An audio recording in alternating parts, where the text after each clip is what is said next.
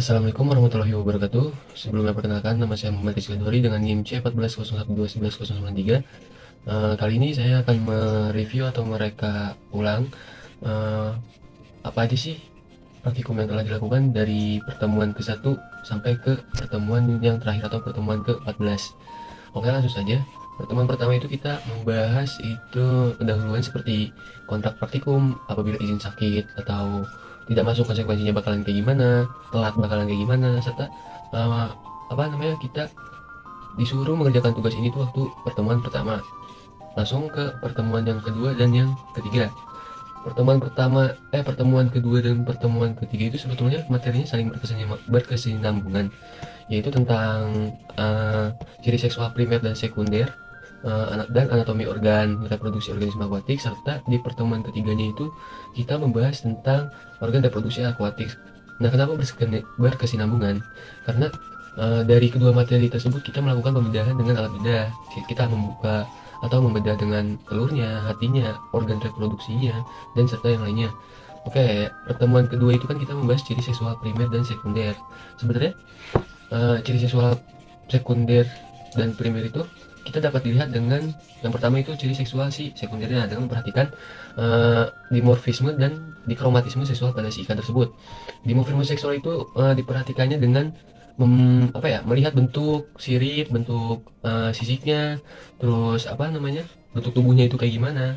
Sedangkan bentuk dimorfisme atau dikromatisme itu dengan memperhatikan corak atau warna tubuh dari si ikan tersebut. Selanjutnya itu dengan ciri primer. Kan tadi kan ciri sekundernya, sekarang ciri primernya itu dilakukan dengan memperhatikan organ reproduksi dari si ikan tersebut. Nah, ini maksud saya kenapa berkesinambungan, karena kita memperhatikan ciri primer dari si ikan dan juga melakukan pembedahan dari ikan tersebut. Jadi sebenarnya materi ini bisa digabung. Nah, kenapa saya tadi ciri primer dan si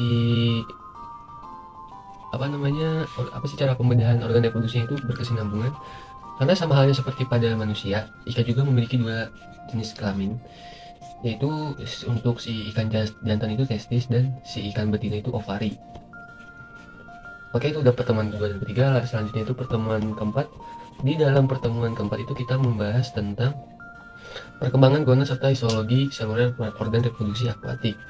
Nah, di sini juga kita saling berkesinambungan dengan materi yang keenam atau performa reproduksi organisme akuatik, HSI dan GSI. Kenapa berkesinambungan?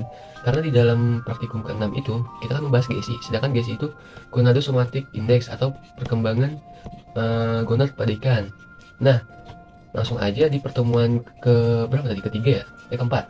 Di pertemuan keempat ini kita membedah ikan nila, gonadnya kita ambil. Terus kita cek itu beratnya berapa, tingkat kematangan gonadnya itu yang keberapa, karena kan berbeda tingkat TKG 1, TKG 2, 3, 4 dan seterusnya. Di materi ini kita membahas tentang gonad si ikan lele. Sebenarnya gonad ikan lele betina dan jantan itu berbeda-beda ya, tergantung pada jenis kelaminnya. Terus pada ikan lele betina, GSI atau gonadnya ini akan meningkat ketika kelenjar ovarium atau si induk telurnya itu mulai berkembang dan terisi telur. Nah, terus setelah setelah masa pemijahan berakhir, si nilai gonad GSI ini akan kembali menurun. Sedangkan nilai jantan GSI-nya itu untuk yang betina yang tadi yang menurun ya. Sedangkan GSI pada nilai jantan itu akan meningkat ketika kelenjar testisnya itu mulai berkembang dan menghasilkan spermatozoa. Itu menurut jurnal yang saya baca. Oke, lanjut ke materi yang selanjutnya itu kita membahas tentang, kalau tidak salah itu diameter telur dan fekunditas.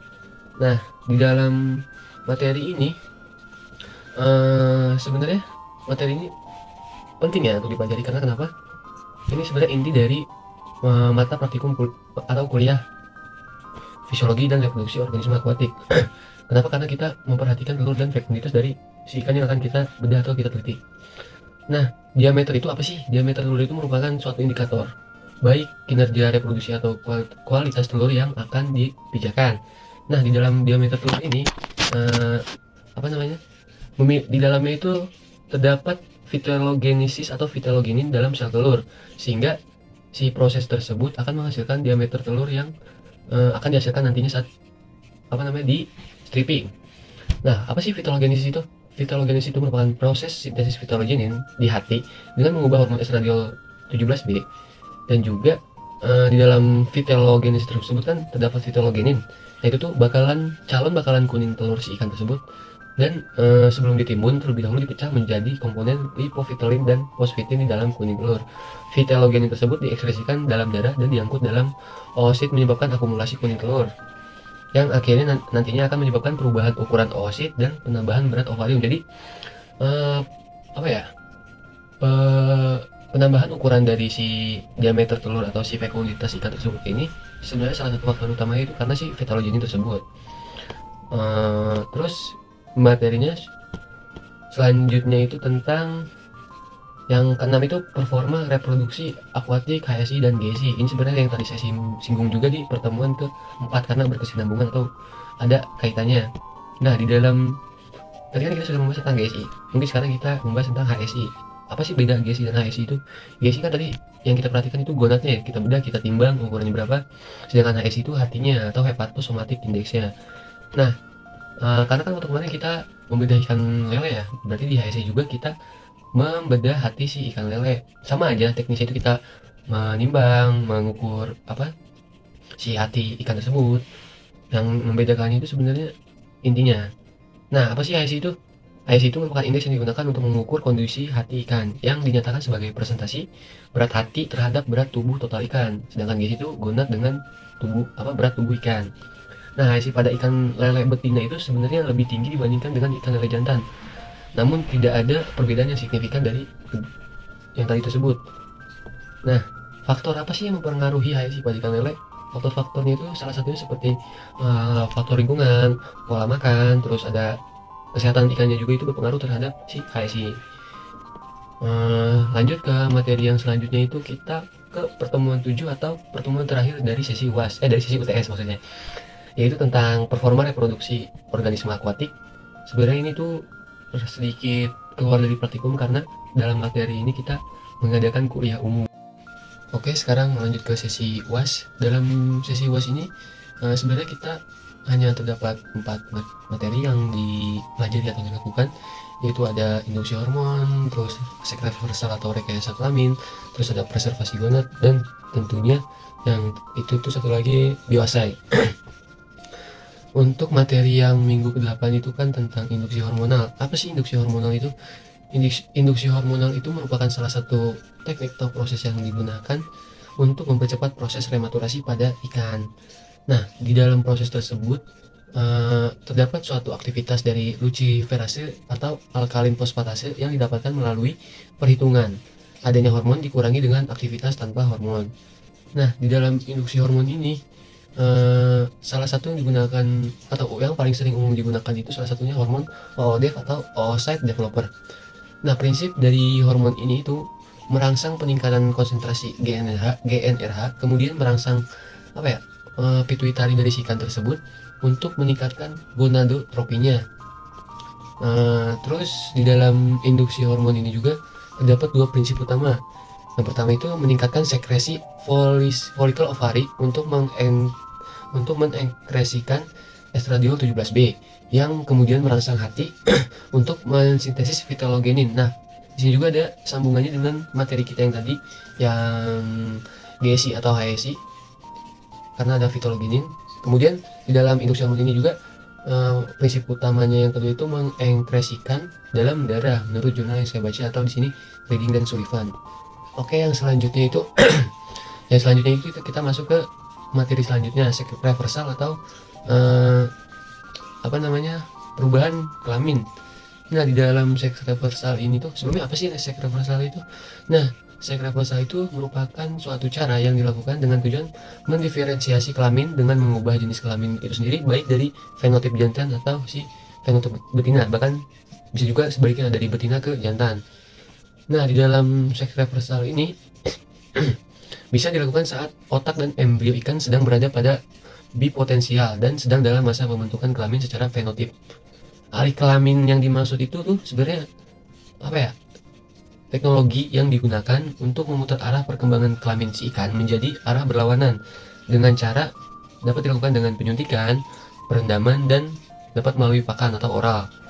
Nah, Di dalam teknik secara reversal ini tuh hanya akan mengubah fenotip dari si ikan tersebut, akan tetapi tidak akan mengubah atau mempengaruhi genotipnya. Terus cara untuk memperoleh monosek atau satu kelamin yang dihasilkan dari proses pemijahan si ikan tersebut itu dapat dilakukan dengan pemberian hormon. Pemberian hormon yang sering digunakan untuk teknik ini itu dapat dilakukan dengan menggunakan 17A metil testosteron atau MT. Indikator yang menjadi indikator keberhasilan dari teknik ini itu sebenarnya melibatkan parameter nisbah kelamin antara si jantan dan si betinanya. Lanjut ke materi yang selanjutnya ini, berarti ke materi yang ke-10. Yang ke-10 itu tentang bioassay. Bioassay itu apa sih? Sebenarnya itu bioassay itu merupakan suatu metode yang bertujuan untuk mendeteksi adanya senyawa sintesis pada suatu bahan yang didasarkan atas respon biologi seperti residu antibiotik. Nah, di dalam pengujian residu antibiotik ini sebenarnya selain bioassay terdapat metode-metode yang lainnya seperti uji ELISA, uji HPLC, dan uji-uji yang lainnya. Tetapi di sini kita akan menggunakan metode bioassay. Nah, sebenarnya di dalam uji ini itu kita menentukan aktivitas biologi kan dari senyawa sintesis yang ada di dalam si ikan tersebut itu. Nah, di dalam uji bioassay ini sebenarnya terdapat dampak negatif yang ada ya karena dari residu antibiotik itu. Maka oleh karena itu kita dilarang menggunakan uji bioassay ini di dalam pakan yang telah dicampur hormon tertentu dan antibiotik pada imbuhan pakan. Di dalam metode bioassay ini terdapat berbagai uji-uji yang dilakukan seperti uji toksisitas, uji antimitotik, uji daya hambat, dan uji-uji yang lainnya. Salah satunya itu yang terbaru yaitu uji target oriented approach. Nah, uji ini itu merupakan metode pemisahan senyawa berdasarkan target atau protein yang diinginkan. Nah, di dalam uji bioassay ini juga kenapa digunakan sih uji ini? Karena kan ikan tersebut dianggap penting ya dalam bidang ekotoksikologi. Ikan juga merupakan salah satu organisme paling banyak di lingkungan. Oke, lanjut materi yang terakhir atau preservasi sperma. Preservasi sperma itu apa sih? Preservasi sperma itu merupakan suatu proses penyimpanan sperma dalam suhu yang rendah dari suhu lingkungan hidup ikan tanpa mempengaruhi fungsi fisiologis, biologis, serta morfologis dari si ikan tersebut. Manfaat dari preservasi ini itu memudahkan pengangkutan. Kenapa memudahkan? Karena dalam pengangkutan tersebut tidak perlu mengangkut si induk, akan tetapi hanya mengangkut gamet dari si preservasi ini. Terus manfaat yang lain itu menghindari gamet ovary panning serta memudahkan proses pemijahan. Di dalam metode ini juga terdapat bahan extender dan bahan kriopektan yang merupakan faktor terpenting atau faktor utama dalam keberhasilan teknik ini. Dalam larutan tersebut memiliki fungsi sebagai pelindung sel dari suhu rendah, menjadi sumber energi juga, terus mempertahankan tekanan osmotik dan juga mengurangi kerusakan jaringan serta mempertahankan pH. Nah, di dalam teknik ini terdapat bahan-bahan yang digunakan. Salah satunya itu bukan salah satunya. Contohnya itu seperti air kelapa, kuning telur, madu, dan sari kurma serta larutan fisiologis. Kenapa digunakan larutan-larutan tersebut? Karena yang sudah saya sebutkan tadi medianya itu karena terdapat larutan isotonis serta buffer yang dapat mempertahankan pH. Larutan fisiologis juga termasuk karena di dalam larutan tersebut